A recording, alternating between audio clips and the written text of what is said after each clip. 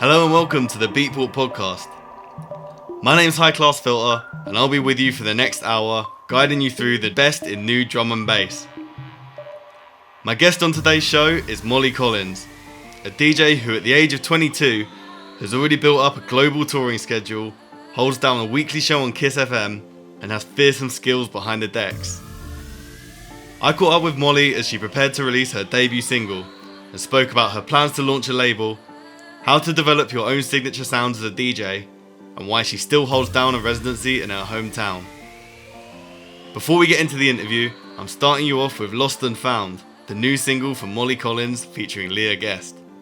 Beatport podcast. Silence is our worst enemy. I'm chasing after the sound,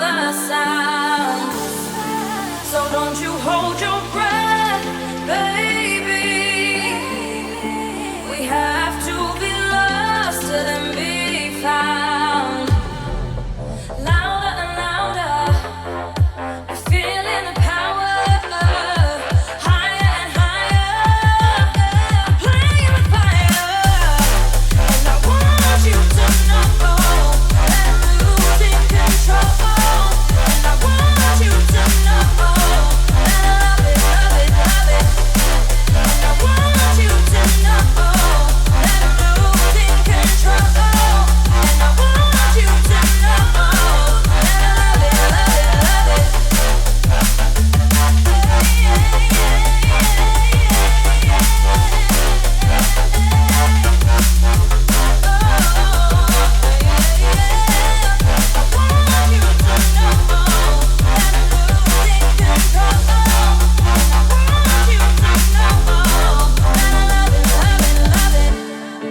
We have to be lost to then be found.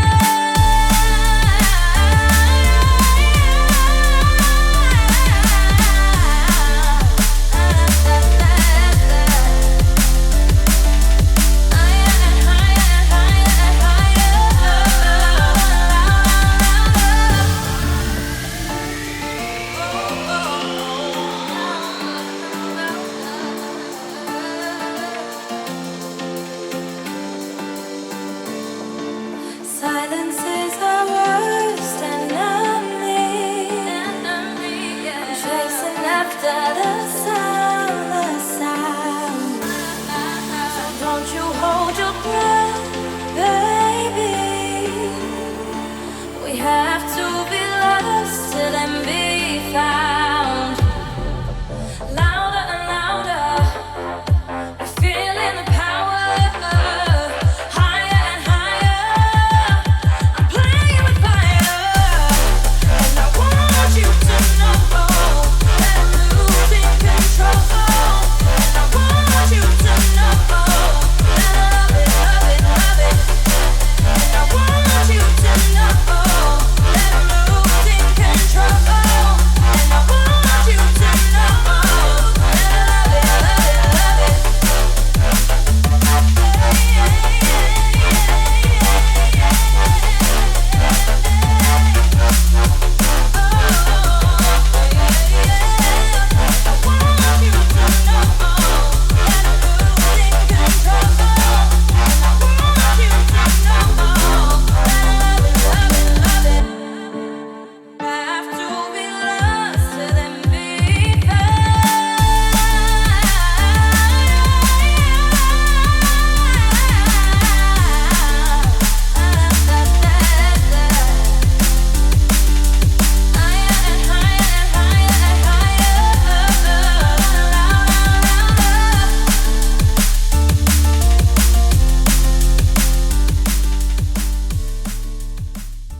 You're listening to the Beatport podcast with me, High Class Filter, and right now I'm joined by Mollie Collins. Yo man, how's it going? Yeah, good. How are you? Yeah, I'm fine mate. Thanks for coming down. So what's been happening and what's been going on in the world of Mollie Collins? I've been so busy man, expanding my avenues as Mollie Collins. Obviously I've been doing the Kiss show now for a good few months. Been finalising some of my productions as well as obviously a busy DJ schedule. So it's been busy man, especially the last year, all this stuff going on. Also running my own events with Mackie G. We've got our own little thing going on in Kent. That's another thing to add to what I'm doing. So yeah, there's loads. I'm doing loads, man. So you've been DJing and like on the scene for like a relatively short amount of time, Yeah. but you've achieved like an amazing amount of stuff in that time. So can you tell me about how you first started DJing and your story so far? Yeah, I love drum and bass since I was like 16 years old. So I've always had like the love for drum and bass when I used to go out with my friends and stuff. But it all started really. I used to work in a club in Kent where I live, and I used to do like the lighting for the DJs. Just sitting there playing with the lights for all the DJs that used to come in. I think we used to have like Frankie, Brocky, IC3, just like all the ones that are still going now.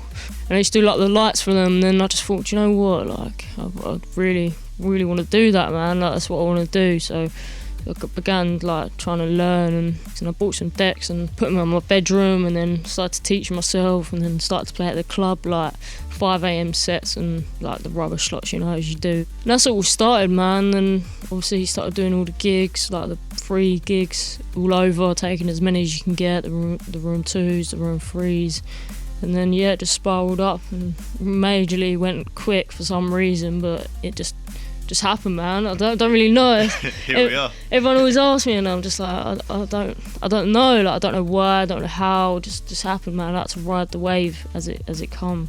I was reading that some of the first raves you went to were like squat raves. How was that as experience? And do you think that helped kind of shape your taste in music as well? As experience, it was weird. Like, I mean, if you've ever been to one, you'll know how like when you're with your mates and that, and it's sick, and you feel like you're having a good time. But now looking back at it, I think, like how scary really are they? Do you know what I mean? Yeah. Like, I think when you're 16, like you don't really care. Do you know what I mean? You're fearless and stuff. When I look back at it now, and I think, like I would never go to them sort of things ever again. Like, Yeah. it's totally illegal and stuff. But as far as music goes, man, like it's good music, and the vibes from the tunes and that in the place were good. Essentially, they are for people who can't go out clubbing because they are illegal, for younger people. Yeah. But the music's still as good. So was that some of your first experiences of hearing drum and bass out? Yes, definitely like out live, but like on systems, you know what I mean. And then I started going to like some Ram nights and hospitality and stuff at Fabric and Brixton, like when I was about 17, with one of my friend's IDs. And then I think my first ever legal one was a Ram night at Brixton Academy. So your style of DJing is like really fast, Yeah. like really technical, bringing the 3 decks as Yeah. well. Can you tell me about how you developed your style and like who was your biggest influences when you were Yeah. first starting? Well, when I first started, I started with like Liquid, because that like it was nice on the ears, and that's what I used to play. But then as like I started playing out more, I realised that the sort of raves I wanted to play at, I wanted to create this massive vibes where you could drop tunes and people don't expect it. Basically, I picture my sets as if I was in the crowd, what would I want to hear, sort of thing. So I started with Liquid, and then I started sort of venturing into like playing Liquid tunes with vocals, and then dropping like more heavier, darker, or like jump up. And then over time I just gradually got like better and faster with it, and just started thinking like, oh well, why don't we just smash as many tunes together as we can, sort of in and out fast, and keep the vibe rolling. Like, well, in my sets especially, if I just keep ploughing through and creating vibes, then the sets generally are better rather than just keep them rolling. That's just how I like to play. I've listened to sets that roll in for a whole hour and stuff, and they're still great sets, do you know what I mean? But it's just everyone's own taste. So is there any DJing techniques that you think is like the signature Mollie Collins style? I would say I like to obviously be fast. Basically the tunes come out before the breakdown, always pretty much. I like to double drop, especially with my intros, they have to be always a double drop. 90% of the time a vocal with something big following it, double drop together. Chopping sometimes, effects. I like to, when I'm on the decks, make sure I'm keeping myself entertained, because then everyone else is entertained. If the tunes are just rolling together, I find myself standing there like, I should be doing something, do you know what I mean? Rather than just like standing around. So is there any particular DJs like when you were first coming up that really influenced you? I mean, we used to see Andy C a lot, obviously, when we was younger.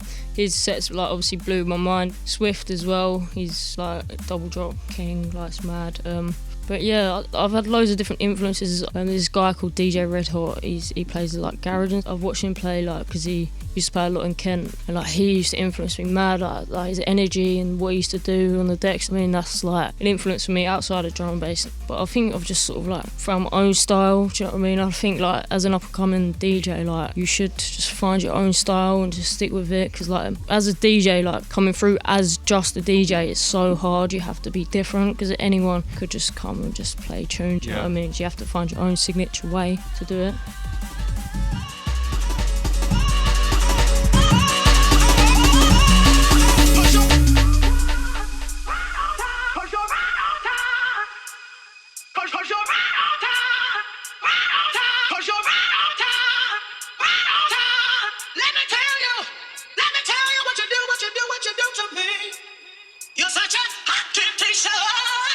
You just walk right in, walk right in.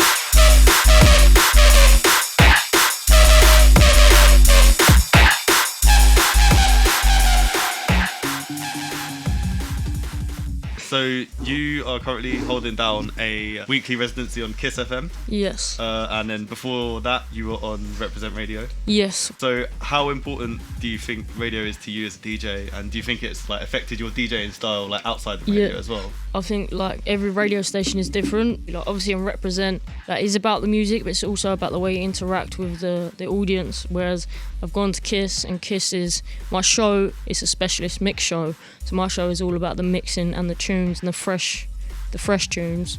Not really about the interacting. It's more about the music. Yeah. So that's what I do. I spend like a whole day going through mail outs and stuff, and not necessarily just the big artists, but like the fresh talent like that deserve. They made a big tune, they deserve a radio play, and I'll give it to them, man. I like giving them like that first radio play, because I think like when I started, I had people pushing me and helping me, and works the same ways. Like if people making good music, then why not? Yeah. Why definitely. not? So your debut single "Lost and Found" is out now. Can you tell me a bit more about the single and how you came to like write it and the production process? Yeah, so Lost and Found, I had an idea. It was about a year ago actually. Started making this idea, and then one of my friends, Joe, he was like helping me with the melodies in it. I built the track, and then I got this vocalist in who's from Kent where I live, and then she done her bit, and then that just built the track for me really, because she come with the lyrics and the actual tone of her voice. Like it was amazing. So I was like, yeah, this is sick. And then I finished the track. Then I sent it to Mackie, and he was like, oh yeah, this is sick.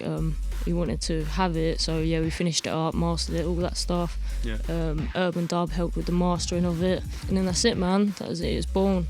Took a whole year for me to finish it, because obviously it's my first ever like solo tune, so I wanted it to be right.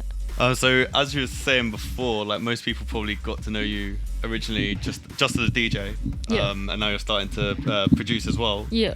So like, what point was it that you decided that you were gonna start producing? I think about 2 years ago. Really, I started to learn. But obviously, it takes a long time, man. There's a lot to learn when it comes to making tunes, especially drum and bass. So yeah, I just thought, do you know what, I want to make tunes now as well. And now I've like started DJing. Obviously, it's nice to play your own music to the people who are DJing in front of. So yeah, man, I just started like a few years ago, and I think I'm finally at the point now that I can start releasing some tunes. So I'm launching a label as well. That's launching in April. That'll be some more music from me, and then obviously some other artists. Will your label be more of an outlet for yourself, or is it going to be an equal split between like your own stuff and then like other people you're bringing through? So it's going to be owned by me, another guy called Joe Seamark, who is a very good engineer, and my brother as well. He's the money guy, so we'll do all the boring stuff, man. Yeah. Someone's got to. Yeah, we launched with stuff from me, but then it's about showcasing and bringing through like some of the best underrated fresh talent, man. Because I think like with me as an artist, I have platforms that I can give them maybe other labels can't. Do you know what I mean? Like obviously with Kiss, I can give them plays, and we can send music out and stuff. I think just me having a label, I think is the right time now to do that. Yeah, especially like for your radio show, like if you're trying to bring through loads of new artists and like play their new stuff. I think I feel like when I see like a lot of new drum and bass artists, like it seems like drum and bass kind of like more than a lot of genres, people are like really young starting out. Yeah. So I suppose like a lot of producers might not really know where to go. Yeah, so, exactly. I mean, it's hard. Like a lot of obviously the bigger labels have been picking up some younger artists. Obviously, Hospital, Unglued. I know Boo's doing stuff with a lot of labels. There's a lot of young sort of artists that are doing really well, man, and they're getting on some bigger labels. But then there's also other young artists that are not really getting noticed yet. But I feel like I've been watching a few from like a year ago when they've first been sending me stuff, and I've seen how they've progressed over that year, and I know give it another 6 months, man, like they're going to be like, making some serious music. Yeah, I've got a few that are going to be on my label doing stuff that I've got high hopes for. So will you be working with the artists quite closely to develop their sound as well? Yeah, man, I mean, I want to, like, they send me tunes and I tell them, like, what I think and how I think they should change them, whether they want to listen to me or take their own ideas. That's up to them. Do you know what I mean? I would never want to change their minds completely. They're the artist and that's their music. But if I can offer help and guidance and stuff, not even as a producer, just as like a DJ and like how I think people react in clubs and stuff, then I will. And in terms of your own productions, like we were saying earlier, your DJing style is really fast and it's about drops and like really quickly getting through tunes. Like exactly. So would you say that your productions are going to be the same kind of style? Like is it going to be like purely dance floor vibes? Yeah, so Lost and Found, for me, it sits in the middle of commercial and dance floor. So obviously the vocals, pianos and chords and all stuff, they're all like commercially, but then the bass and the sub is very clubby. Like when you hear it in a club, it's a lot of sub. So yeah, I'm gonna try and sort of sit in the middle of both, man. Like commercial / clubby tunes. I like to write the melodies and I find it nice to write. I am doing some jump up stuff at the moment as well. I guess it just depends really. I don't really know. I mean, for me, because of what I play, I don't need to categorise myself in any sort of music subgenre. I can just do whatever I fancy. I think a lot of artists are at the moment. There's certain ones that have their own sound and will stick to that genre, but then there's other ones that will venture into whatever sort of sounds. And I think that's cool, man.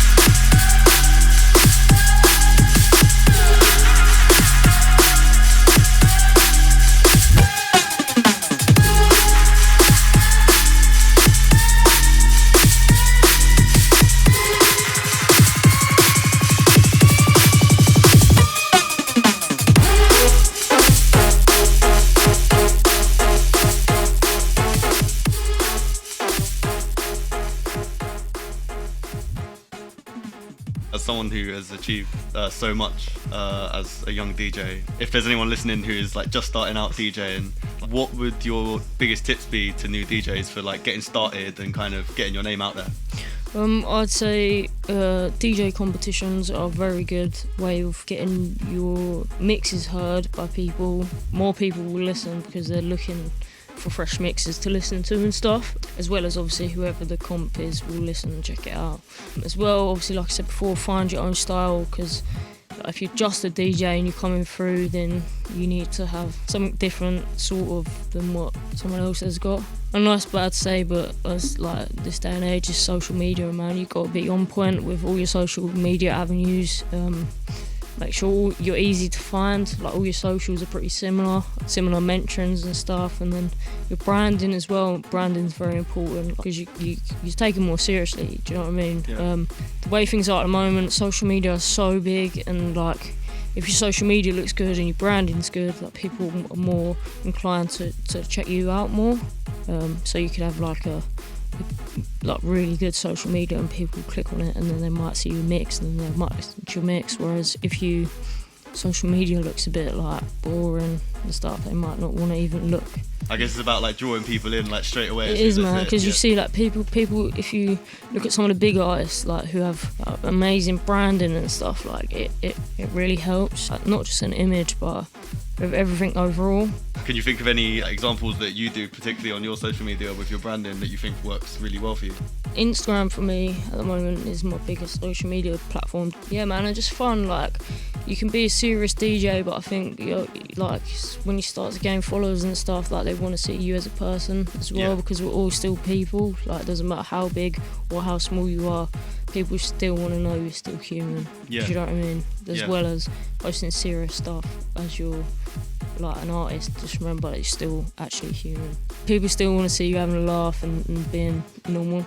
Am I right in thinking as well that you still play a weekly residency in Kent? Yeah, I do, yeah. Yeah, so can you tell me a bit more about that and like the influence that that's had like on you as a DJ? Yeah, so I think, is it 3 years? Or maybe 4 years this March, you know? I had a little bit of time out last year because they lost the room I used to play in, but they built another one for me, and then they sort of named it after me, which is mad. Amazing. Yeah, they used to have drum and bass at the club like years ago. They stopped it, and they didn't have any until sort of I went there like 4 years ago, and we sort of built the drum and bass up in the room, and I made it a thing, and yeah, I've been there pretty much ever since. It was like a training ground for me, to be honest, when I started. I used to test music and mixes and see what sounded good on a club system. Yeah, I'm still there now, man. Like, I don't really promote that I'm there as much anymore, but if you're in Kent and stuff, like, you know I'm there. Like, I'll always pretty much be there most of the time.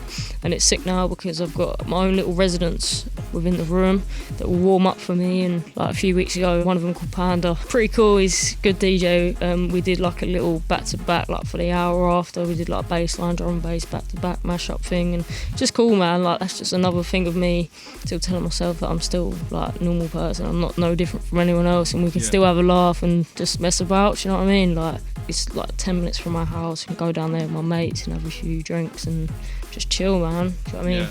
Can have like a crazy weekend of like big shows, like thousands of people, and then go there on a Monday and it'd be like so small, it'd be like maybe like 60 people in there, but like don't matter, like for as long as I'm vibing, then it don't matter to me. In terms of having somewhere to play every week, I think that's like something that probably as a DJ first starting out, like quite a lucky position to be in. So man, is that why you've kind of carried that on? Yeah, I just think like at the start, obviously I was lucky to get it, and then it helped me a lot, like cause I was always mixing. But yeah, I think I'm still there because like obviously the guy that owns it and the manager and the promoter and that, like obviously over time I've grew as an artist, but they've always supported me, and like always if I wanted to use the club, like go and mix or do a record or whatever, like anytime, like they've always supported me. So I just think nothing else can be doing on a Monday night, so why not go play some tunes, do you know what I mean? Yeah. Why not? Yeah. Exactly.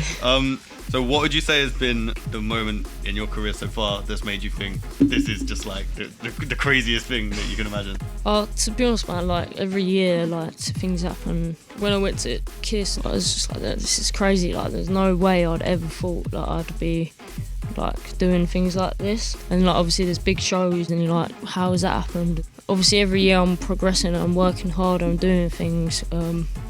But then every year, like, it just gets more unreal, to be honest. Like, do you know what I mean? I know I'm very lucky to be doing something I love and enjoy, rather than sitting in an office. Do you know what I mean? Yeah, Like 4 yeah. years ago, I was sitting in an office. Yeah. So it's just mad. Beatport Podcast. Thanks again to Mollie for coming on the show. Her single Lost and Found is available to buy now. For the rest of the show, I'll be getting into the mix with some of my favourite drum and bass of recent weeks. Starting you off with Mosey and Ragga Twins with Tribal Killers.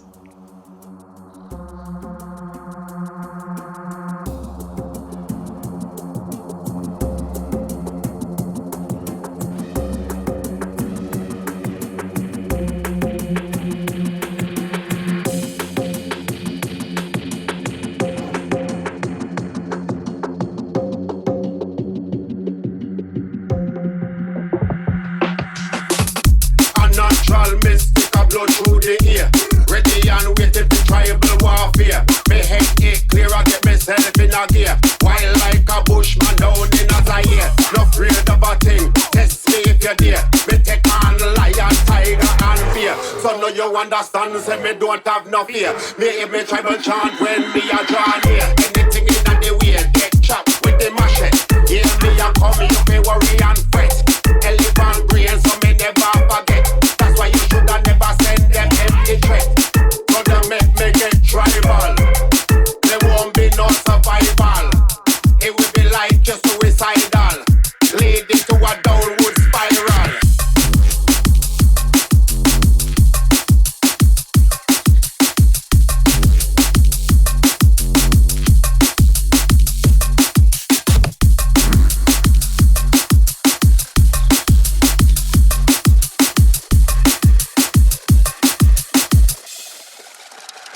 Time to get physical, I feel repeat the semi calming and mental. Deal with them wicked, calming and gentle. Watch your step, youth, me temperamental. And over the world, I'm international. And a trauma and killer.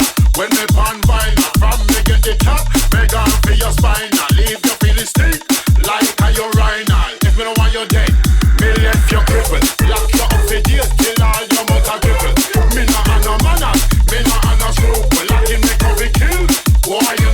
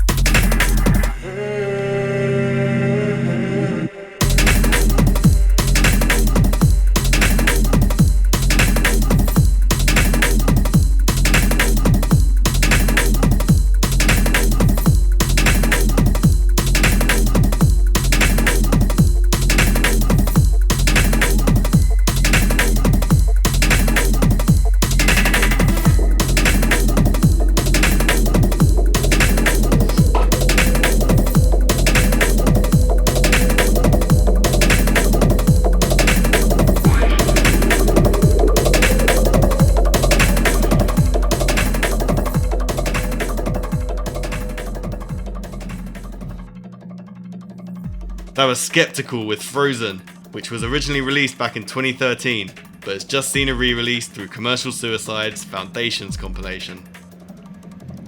The track on the way in now is called Berlin Outfit and comes courtesy of Kazra and Inside Info's Circuits project. If you're feeling this one, make sure you go back and check out my interview with Kazra here on the Beatport podcast.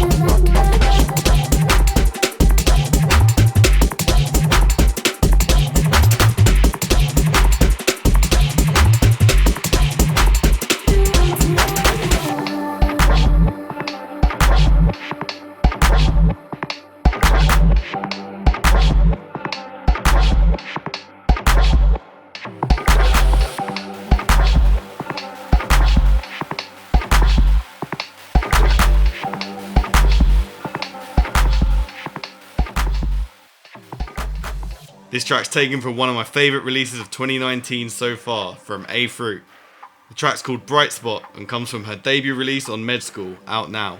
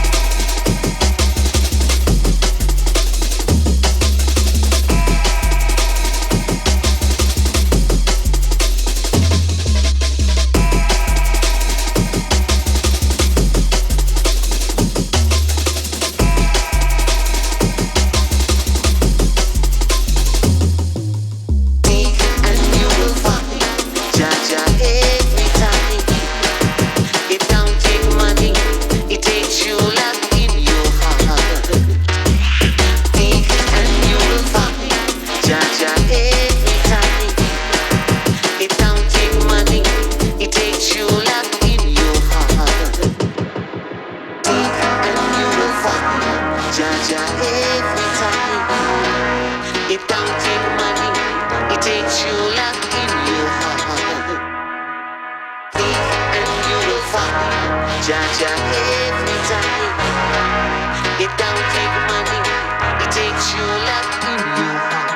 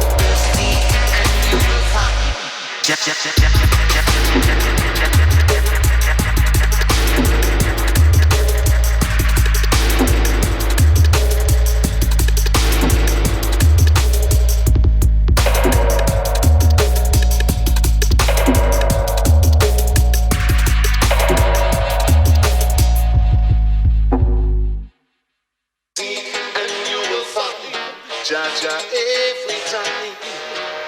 It don't take money, it takes you luck in your heart.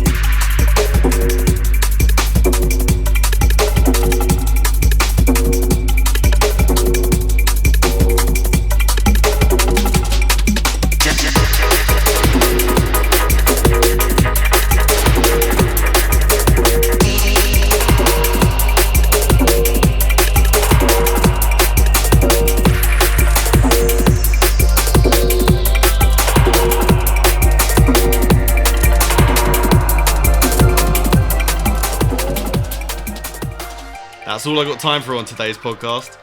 Thanks again to Mollie Collins for coming on the show. Go check out her single Lost and Found, out now. I'm ending the show on a new track from Break called Excuses. My name's High Class Filter and I've been with you here for the last hour on the Beatport podcast. I'll be back very soon with more of the best in bass music and another special guest. Catch you next time.